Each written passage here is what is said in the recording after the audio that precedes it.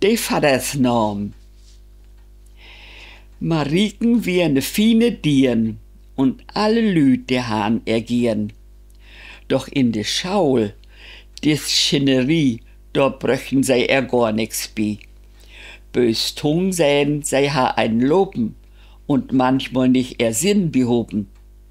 Doch willig füllt sie gieren mit an, wie freundlich ook tau jeder Mann. As seine in de Joren käm, Mutter se besieht sich nehm, über de Männers lüden, wollt dit und jenes tau verdüden. Sie soll man nicht so freundlich sinn, da fühl man schon tau erst mit drin.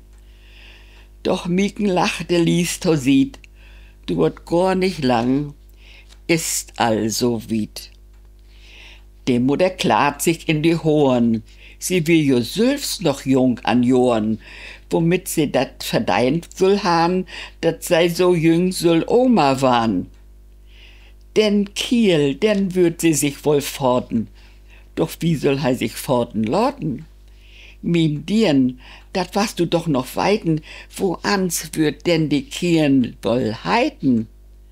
Da gibt es doch wohl auch noch Tügen, dat Kind möt doch n Namen kriegen. Mit Tügenmudding ist dat schlecht, und na den Namen heft nicht fröcht. Lang is jo nicht bleiben, fix is wieder gone. Doch in sien Innerbüchsen, da hätt sie n Namen in Storn. In sine Innerbüchsen, du bist ja wohl nicht klaug, du magst ja wohl spielen mit mi. Hef ich nicht Sorgen auch? Doch, in den Innerbüchsen, dat könn ich dütlich lesen. Da hätt sie Namen in Storn. Sie Namen is Makko wesen.